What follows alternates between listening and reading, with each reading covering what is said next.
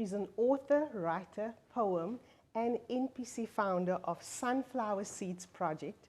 And on top of it, I'm so glad to say this morning that she's 72 years young. Madge, welcome to the studio. It's so lovely to have you here this morning. Thank you, Judy. Thank you for having me. You're welcome. It's fantastic. I'm so looking forward to this interview because there's so much that we don't know about Madge de Preez. Such a humble lady, and you do so much in the community. If I think about, you're 72 years old and you're doing jazz. You're working with women, you're writing, you wrote a few books that I didn't even know about. So for the people out there, tell us a little bit about Madge. How did this journey start for you, this writing journey?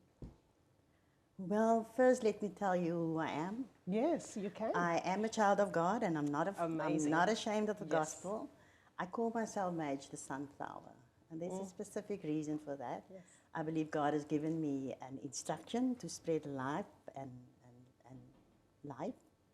And yeah, very little to say about me though, but I may have to tell you that I am a skills development facilitator, a transformational life coach, and a published writer. Fantastic, awesome. So you wear all these hats, and as I said, you wrote so many books. And we are so amazed about it. When I think about looking at The Light in the Dark was one of the books that really attracted my attention, and it was drawn to that. But let me go through, I want to show you guys all the books or tell you about all the books that Madge de Preez has written. So we'll start with which one was the first one? Tell me first. The anthology, the poetry, this one, Gemeng. Gemeng, on my birth certificate it says I'm mixed. There we go. So give us just a quick few words about what you can expect in this book. There's Afrikaans, English, and Kaaps, and I do perform Kaaps as well. So yes, it's really about understanding tolerance, a little bit about the apartheid era, and just interesting. Yeah, letting young people know what's happened then. Fantastic. And then I'll just go through the list as I have it. So we have The Light in the Dark. I'm going to leave that because we're going to talk about that a lot. And You Are What You Think. Yes, that was a little motivational book that I did probably 20 years ago. It had a different look. And so I changed it to The Sunflower. I just wanted to mention the Sunflower. Yes. So it's all about, just helping others to understand where they are, where they want to move to, and just nuggets, helping them to find their way.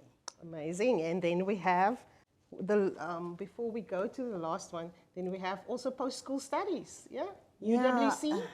I have worked at UWC, University of the Western Cape, for over 30 years, and I've worked in the academic development department, so this professor asked me to write this book with her, so I co-authored it with her, and it's really about helping them with the transition from school to university. Fantastic, awesome. So, The Light in the Dark. Tell us, why did you decide to write this book? Why did I decide to write this book? I always wanted to write my own book, and then I started writing the book. I called it In Search of My Destiny, and I think it was about at page 54 when I lost everything. Wow.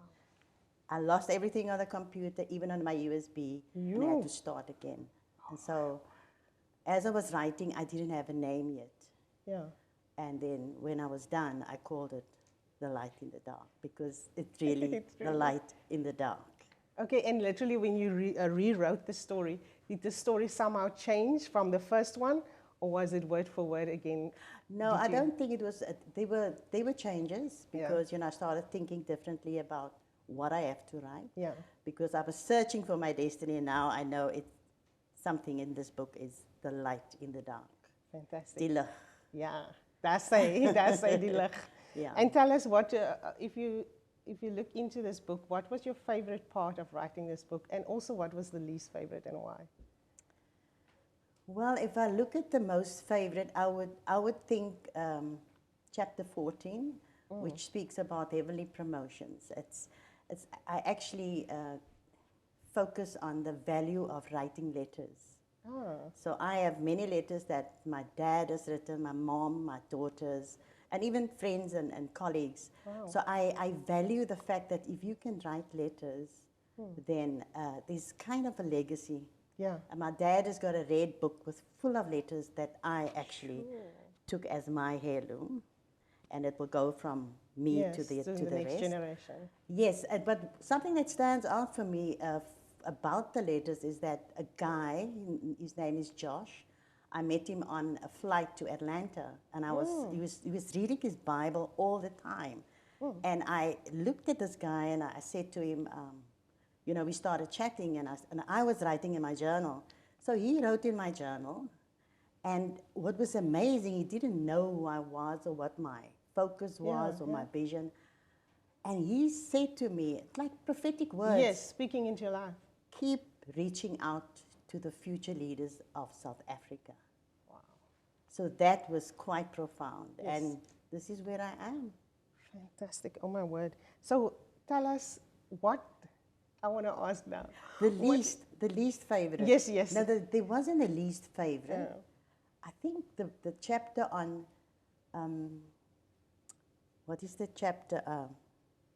Or can I maybe ask what was the most difficult chapter to share? Let's ask that. The most difficult chapter to share was to dig deep. Oh. Dig down deep. And that was the chapter where I really was searching for answers and looking back at the past, the things that happened, and how, you know, it made me feel. And in this particular chapter, I wrote about my son, my eldest son, late son, who died at the age of two and a half. Sorry to hear that. He was a very sick child. And so that was part of the digging and getting over it, you know, and just making peace with the fact that these are things that happened in my life and I needed to make peace with it. Yeah. And yes, writing is a healing, like a healing balm. I can imagine. Like, I also do that. I write a little bit, and I don't go into it too deep yet, but I'm at a point where I'm writing about my emotions, and I can say out of my experience, it does help you a lot. Absolutely. To get it out, like bringing it to light and just writing it down, and then it makes you lighter. That's why journaling is so important. Yeah. So, in your opinion, what changed about yourself during this journey of writing, and what changed, and how did it change you? I believe that I gained a lot of confidence, and I got clarity on my vision and my purpose. Oh. If I look at the chapter, The Key to Your Life Purpose, I really started connecting to who I am, you know, and looking at my behavior then, and then also at my actions then and now. So I was kind of, you know, there was moving forward when I looked at the key to your life purpose. And I found those answers. You know, when I wrote my book, when I finished it, I read it probably 10 times. And every time I read the book, I was crying. Wow. And I said to myself after the 7th one, that it is finished, you know, like Jesus said on the cross. Yes, it is finished, no more tears. Wow. And now I can easily speak about it because I've dealt with those things. Yes. And now, tell us a little bit about, now that I love the fact that you say to yourself, it is finished. Now the tears are done. And then you decided, GEM was started. Yes, GEM actually originated from my book, The Light in the Dark. So, you know, God prompted me to write, to do this, what do they call it, program. Yes. Called GEM, which is God's Emerging Miracle. But it started with my poem that I wrote when I went through the most difficult time of my life. It's called Woman Be. Yeah. And that poem ends with, be the miracle. Yeah. So I believe that I am what do they call it? An emerging miracle. And I want to take other women with me to become God's emerging miracles. So GEM originated, like I said, from this book. So I took 12 chapters in the book that each of these chapters have a value attached to it. Mm-hmm. And then the idea is to offer it to women over a period of 12 years. So 12 is a very phenomenal number in the Bible. Yes. So we started with that, and I'm very excited about the prospects and where it's heading. Yeah. Yeah. So I'm excited to hear about. So Sunflower Seed Project is up and running. Yeah. Yes, we started in 2019, just when COVID kicked in and caused havoc all across the world. So yes, there was a little bit of, we didn't stop. We were working behind the scenes. I started it with I'm a founder member, and I started with my youngest daughter, and you are aware who this young lady is. Yes. So we've got things running. GEM is one of the projects that's really, the core at this point. And we have reached about 22 women already with the program.